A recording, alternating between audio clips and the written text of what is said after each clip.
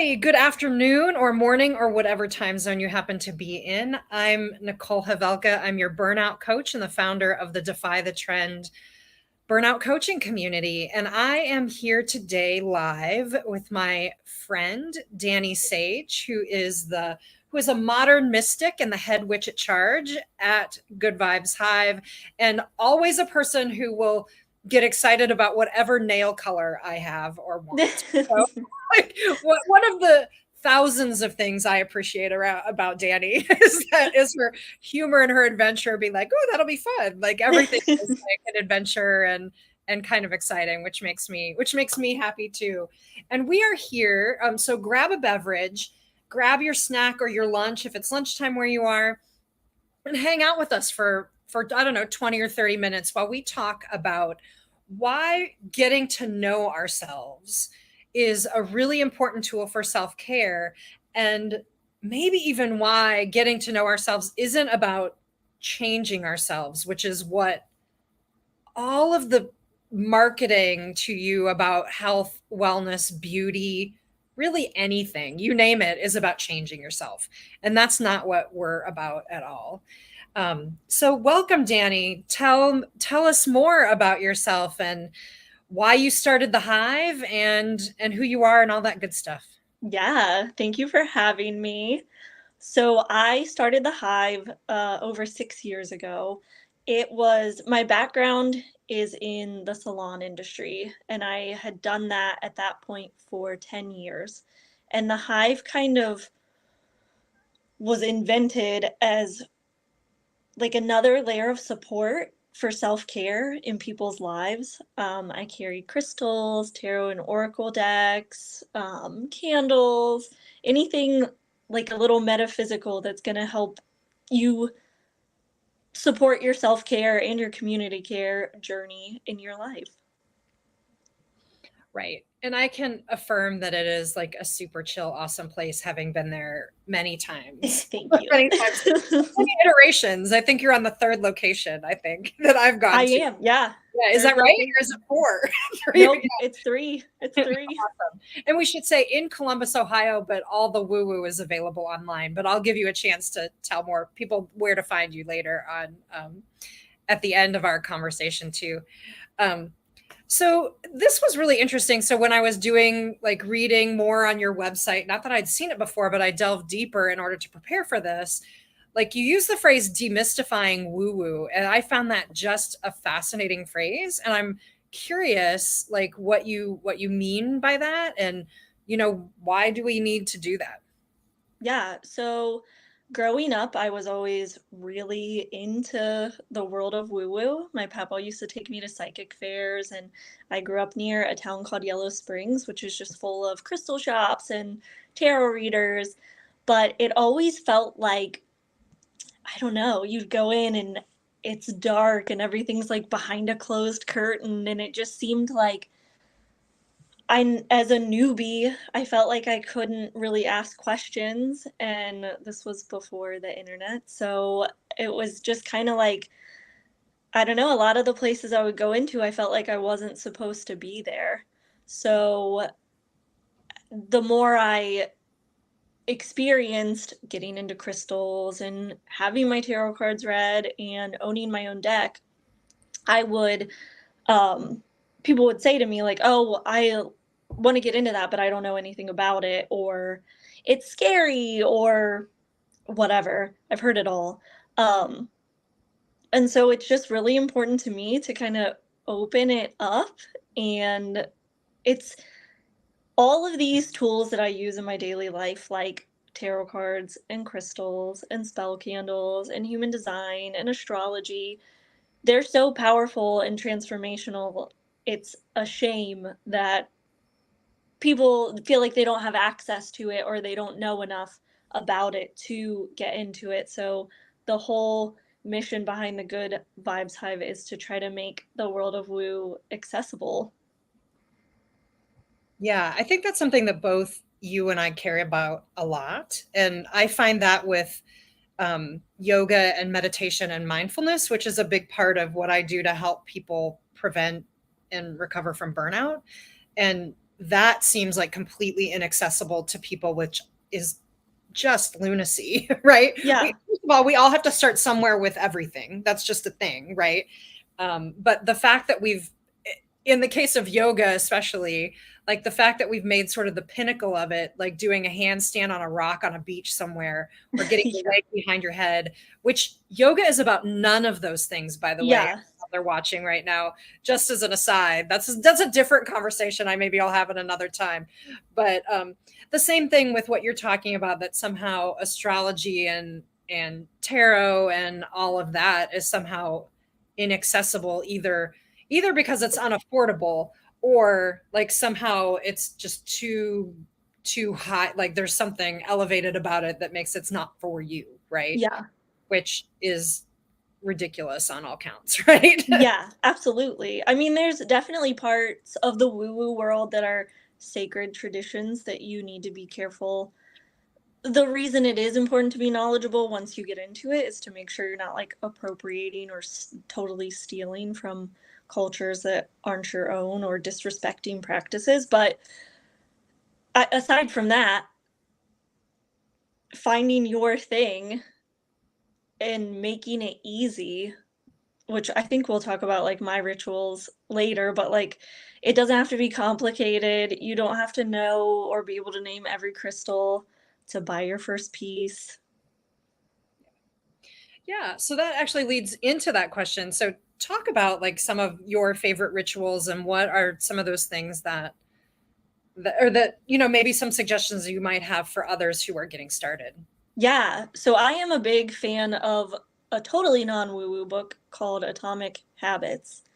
And part of the practice in Atomic Habits is the concept called habit stacking. So if there's something that you want to do every day or once a week or whatever, pairing it with something that you already do regularly so that you remember, like brushing your teeth or making a cup of coffee. I started pairing my daily rituals with habits that I already do. So I am a huge fan of gratitude practices. I think that they can be so powerful.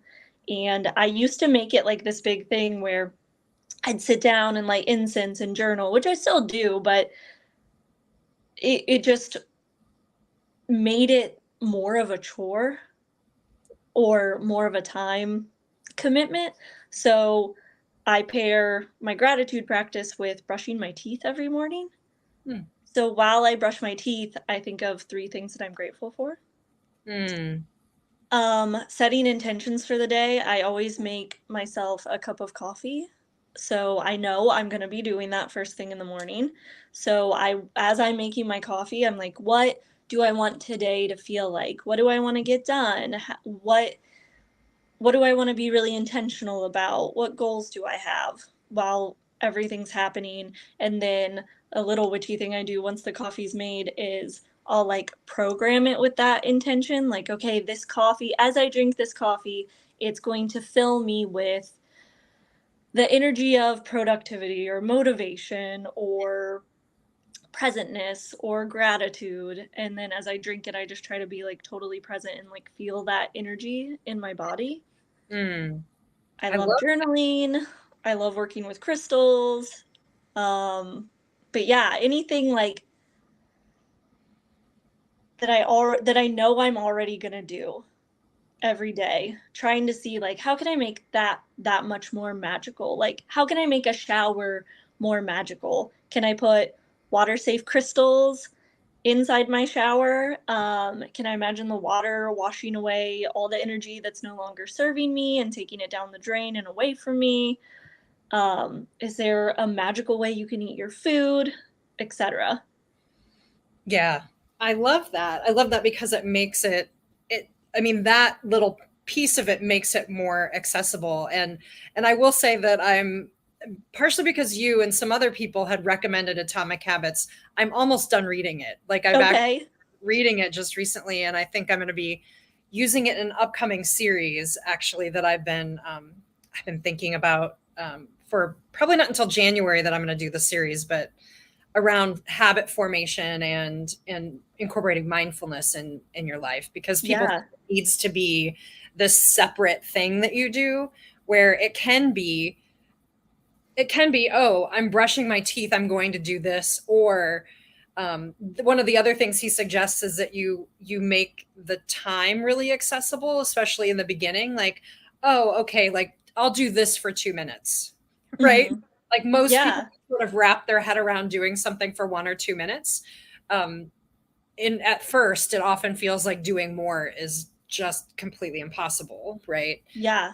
So making something as small and bite-sized as you possibly can was one of his other, I think, recommendations for making things when you're starting new habits. Eventually they become routine, like brushing your teeth. Someone, aka your parents, had to remind you to brush your teeth 4 million times when you were young, and then it eventually became a habit. Yeah. Where at one time in your life was that your parents told you to do it, but then eventually it became something that you do yourself, right?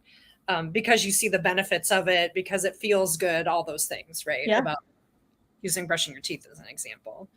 And I say the same thing about my own mindfulness practice, which is a near, almost daily practice. And I say now it's brushing my teeth. Like, Yeah. I do usually at least 20 to 30 minutes of something, but that's not how I started. Like, eventually it became just the thing I did. And it really isn't any more complicated than brushing my teeth. I'm like brushing my teeth and thinking, okay, what am I going to do in my practice today? Yeah. There's another book. I'm feeling into what do I need today? Yeah. That's kind of the practice, but it's such a, like, it's muscle memory now. It's just part of what I do. Yeah, there's another book. It's called I Will Teach You to Be Rich. I forget the author's name, but he also had a Netflix series. And there was a quote in it that really stuck out to me where he said, if something's worth doing, it's worth doing infrequently.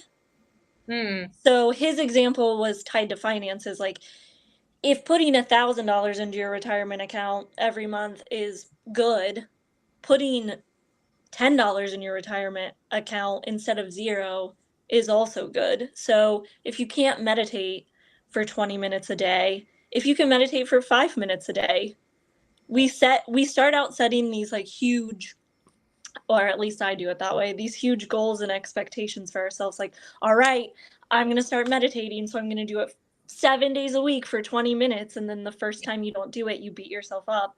Right. Instead of starting small, like, okay, well, if 20 minutes is good, then so is 5. Right. Totally. I have a similar personality where I tend to think it's all or nothing. Yeah. I either do the biggest thing I think I should do, or I'll do nothing, which I've learned in my lifetime that is not a useful way to think about this. Really, it's more right, like the example of putting money away in the retirement account.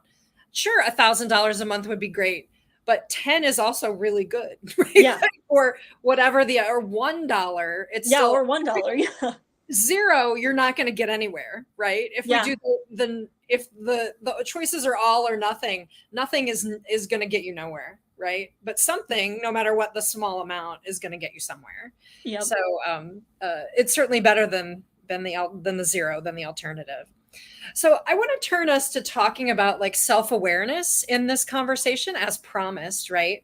Because I'm actually really eager to learn more about something that you do called human design.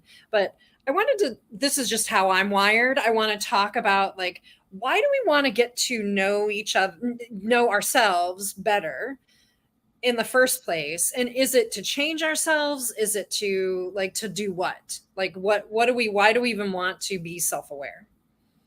Well, in human design, at least, a lot of it is kind of deconditioning how you've been conditioned to behave growing up.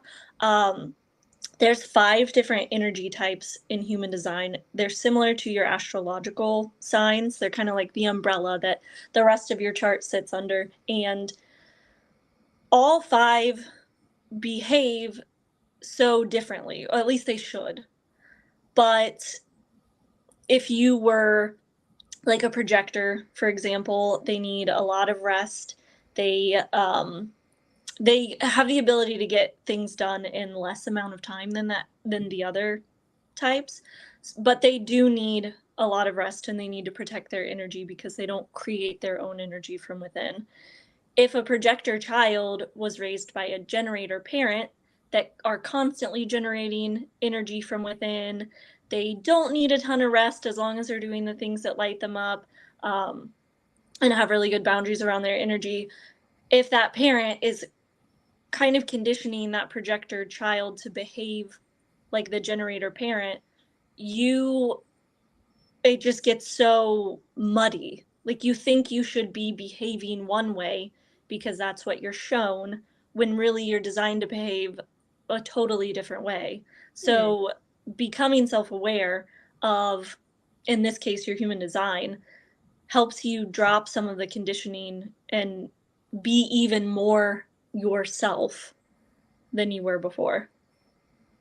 That's cool. So it's like it's a tool for looking inward and saying, okay, this is really how my natural rhythms work. Yes. Versus how you might have been conditioned. Which, yeah, a good example is my mother has there's a part of your chart called your authority. It's the way that you're designed to make your most aligned decisions.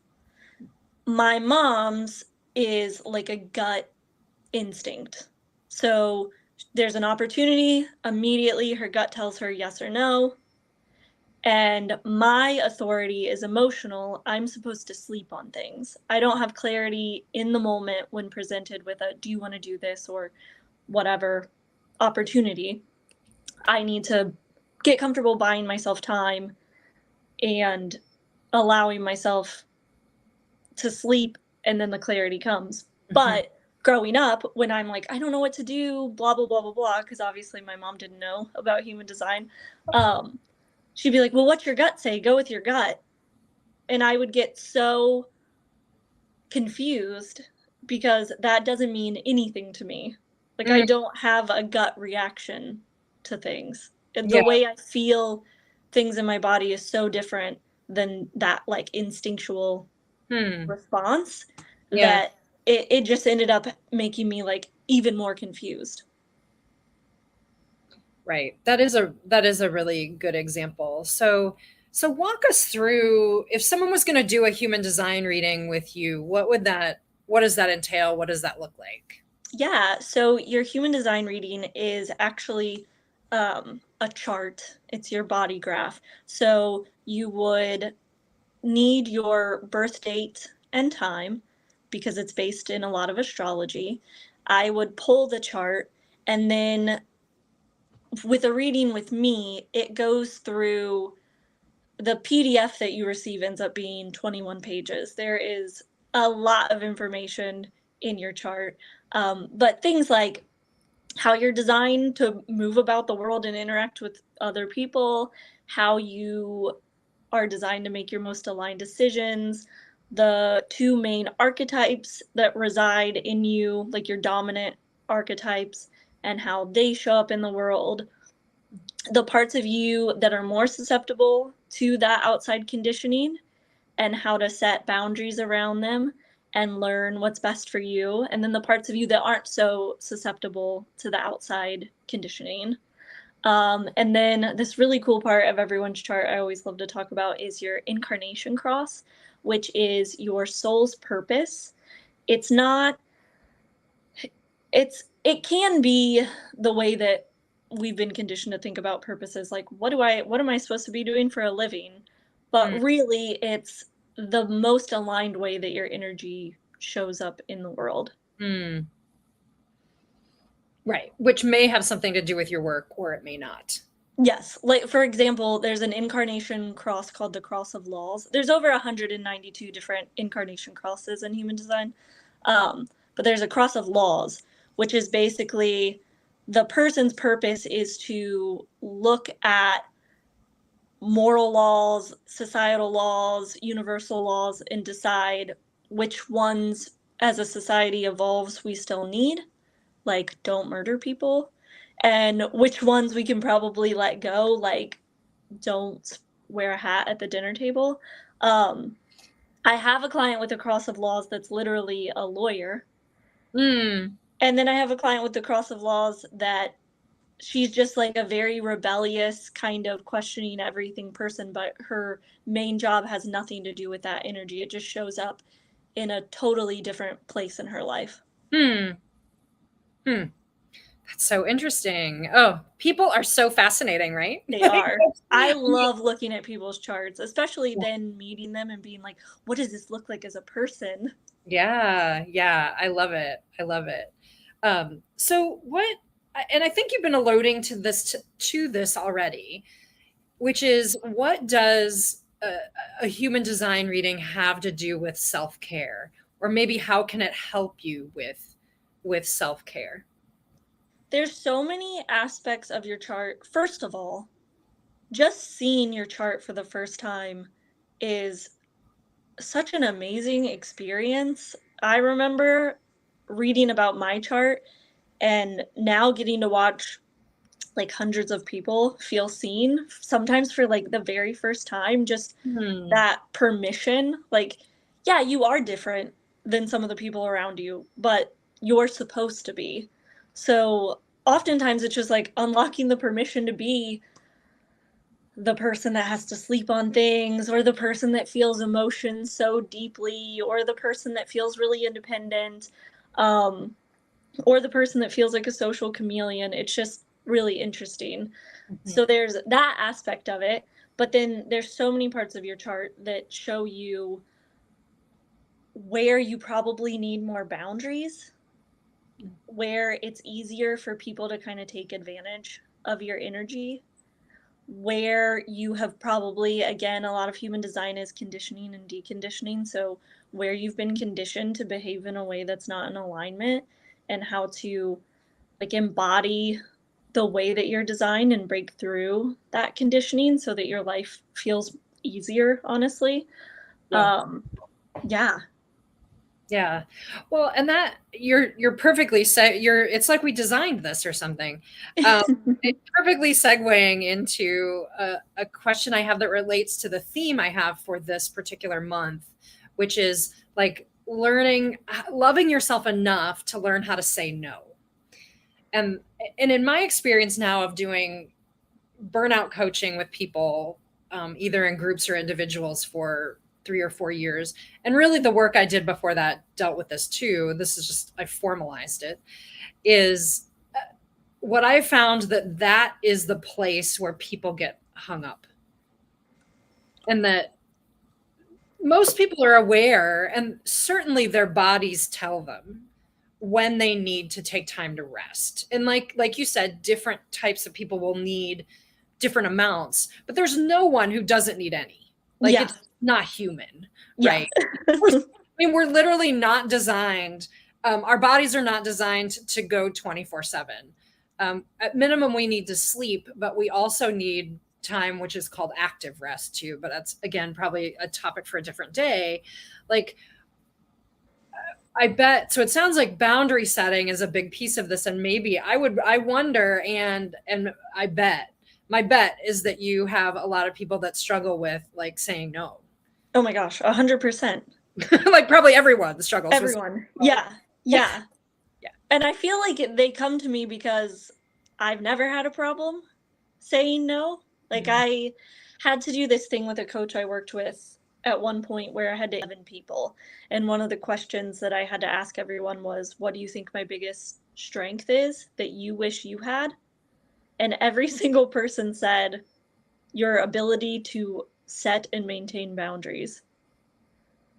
So I love that people come to me and I'm like, I've got you. I can help with this from my own life experience, and also being able to look at their chart and being like, listen, this part of your chart says that you are a very capable person. No matter what someone hands you, you're going to be able to get done.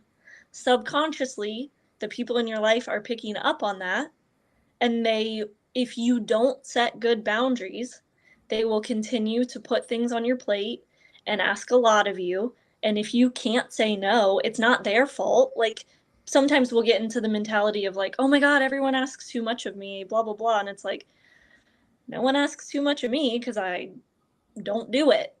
Mhm. Mhm. People subconsciously pick up on that energy. A lot of human design is your aura, which is a total subconscious interaction. And they'll go to you and be like, wow, this person's so capable. I'm going to ask them to do it. And if you do it because you think you should, not because you want to, um, that's such an energy suck in human design. Like that kind of obligatory energy of like, I should do this because it'll make this person happy, even though Right. it's draining my energy. Right. Well, and that I hadn't thought about that before. It also is sort of a double drain, right? Yeah. You're draining probably because you're doing too much. Like it's just more than you need to be doing in that particular moment.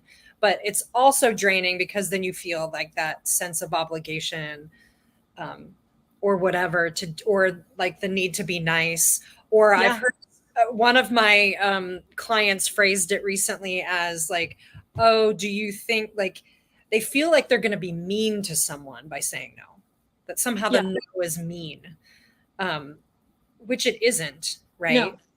Or simply that people won't like them. Yeah. Like prior to this month, I posted in a bunch of different social media places, like asking people for like, talk to me about saying no, like Yeah. what is that like? And those were things that came up very, very often, that it feels mean. It, I feel like I'm going to disappoint people. People aren't going to like me, like all of those, which most people, adults who are reasonably self-aware, know that that's ridiculous, right? They Yeah. consciously that that's not true, that that's not what's going to happen, but that's still how it feels in the moment. And that is the second layer of drain on that. Yeah. Yeah. Yeah. Well, and the other layer is there are two energy types in human design that make up 70% of the population. So the majority of the population, where when they were conditioned as children, if you do something you don't want to do, it makes other people happy. And then you get like praise heaped on you. Like, I know that you didn't want to go to your sister's dance recital, but it's so good that you went anyway, blah, blah, blah. And so you got heaped praise for doing something that you didn't want to do. You're conditioned then to be like, when I do things I don't want to do, it makes other people happy. And then I get rewarded for it. Mhm. Then you turn into like this self-sacrificing adult whose life is not their own at all, and it's just filled with doing things for other people because you think it makes you feel good because of the praise that you received, when really you are just like living someone else's life. Right, right. Yeah, absolutely. And I often talk in terms of my community. Like I say, like the whole world is going to reward you for doing too much. Yeah. But everyone will, like you were just saying, everyone's going to heap praise on you for doing, like you said, doing the things you maybe didn't want to do or didn't feel like you had the energy to do. Um, Yeah. and they're going to hold that up. And people, for that matter, will write huge Facebook posts or like heap praise on someone in whatever way for like, oh, they did this and this and this, and they can do all these things and they do it and they're so amazing. People go on about that. But how many like big, big heaps of praises do people get for, that person was a boss and took a nap today? Yeah.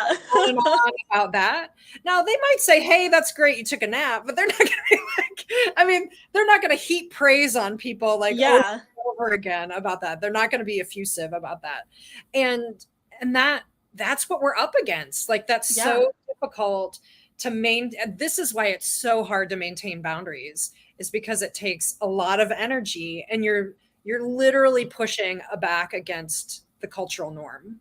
Yeah. In our culture anyway. I don't, and I know different cultures will probably value those things in different ways, but I think in a lot of places the value is highly put on, oh, you're doing those things that you don't want to do or don't have energy to do. Yeah. Yeah. Oh, Yeah, well, in my case too, like that interview that I had to do with all the answers of people saying like I love your boundaries.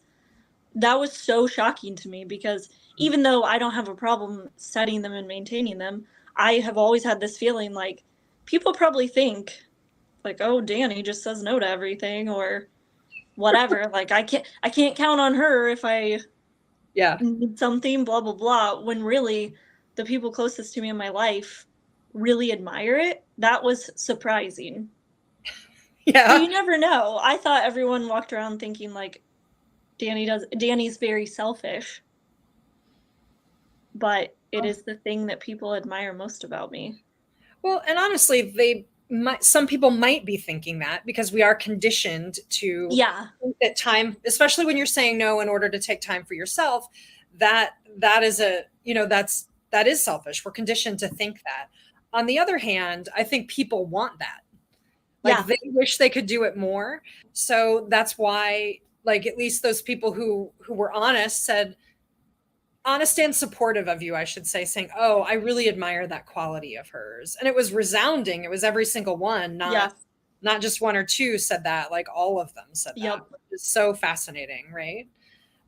Because I'm with you, I have an easier time. I don't know that I've always been able to do it well, but it came much more easily and younger to me than it did a lot of other people, that ability to say no. So maybe that's why we like hanging out. Like, Maybe.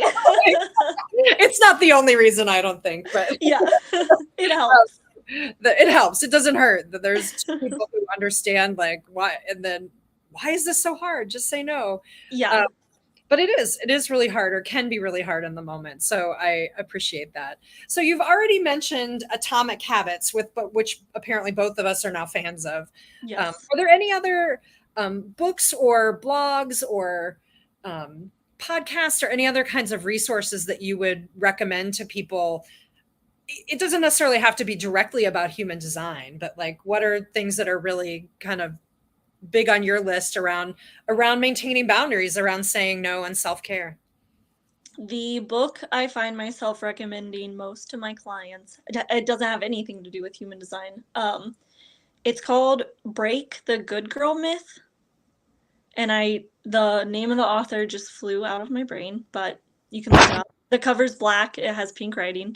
And it is based on the author's observation that most women fit into these 5 good girl archetypes that started out. It's similar to human design is in that it's all conditioning from our childhood and kind of like justified or supported by the praise that gets heaped on us as little girls for behaving a certain way. So like one of the archetypes is the myth of sacrifice. So you were conditioned as a little girl to sacrifice your needs for the benefit or the praise of others. And then it shows, if that was your good girl myth, how it shows up in you as a woman, and then how to kind of decondition yourself out of that energy. I feel like I should have an affiliate link to that book because I've had so many clients read it that it was transformational for me just to see like, oh my gosh, I have the myth of perfection, and I can totally see where that started out in my childhood and how it like was really holding me back as an adult. Like I can't do something unless it's totally perfect because I identify with the things that I put out in the world. They feel like little pieces of me, which is what happens when you have the myth of perfection. So if someone says like, "Oh, I don't get what you do," or "Human design sounds stupid," if you feel like it's a part of you, you're just like, "Oh, I'm stupid." And it makes you an adult who just doesn't want to put anything out in the world for fear of taking something so personally. So reading that was super empowering. I love that book. Great. And I feel like I know where you had recommended that. And when you wrote a little, Dani it actually already posted, but Dani wrote an email in my email series that I'm doing this month, and for my people in my email list, recommended that book. I'm like, I know I've heard that before. Oh yeah, okay. I'm like, oh right, she did that. But Yeah. I will drop these book recommendations in like in the notes, in the line notes. And then if you're on my subscription list, I am reposting all of this, like getting all of this great content back in my newsletter this month as well. And this one will appear there too. So how do people find more of you, Dani? Yeah, so I am the most active on Instagram at Good Vibes Hive. You can also find me at danisage.com or goodvibeshive.com. Yay. And do find out, because the Hive is great if you're in the Columbus, Ohio area. And I ship nationally. And right. And she ships stuff nationally, and it's great. And I have sometimes gotten gifts from her for my clients too, just as a FYI, when I want to give them little thank you presents. They frequently come from Dani, by the way. Yeah. So, one of my, if you're curious about your human design chart, there is a free form on both of my websites for you to put your information in to see what your chart looks like. And then if you want to learn more, you can obviously book a service with me through either of those websites. Awesome. Awesome. And then I just want to mention really quickly. So again, I'm Nicole Havelka, and I help people and organizations recover from and prevent burnout. And I am doing a really cool thing in August, which is my birthday month, which is I'm doing a series of emails, which you can actually still sign up for, even though it's halfway through the month. You'd still get the benefit of some great content. And you would get an invite, as most people are, to my weekly yoga classes, which are usually for members only.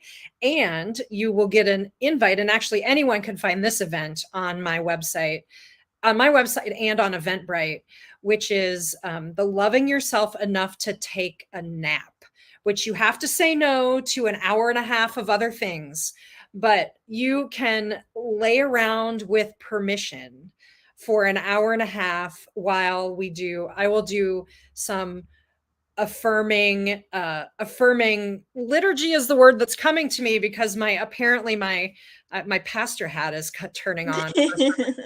But like some affirmations of the importance of rest. There'll be people sending and giving you Reiki during this. There will be some journaling.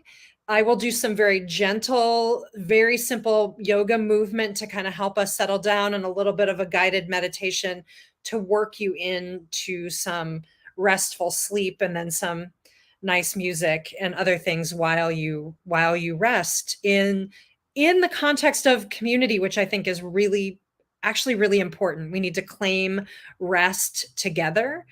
I know you can take a nap on a Sunday afternoon by yourself, and I'm totally affirming of that if you do.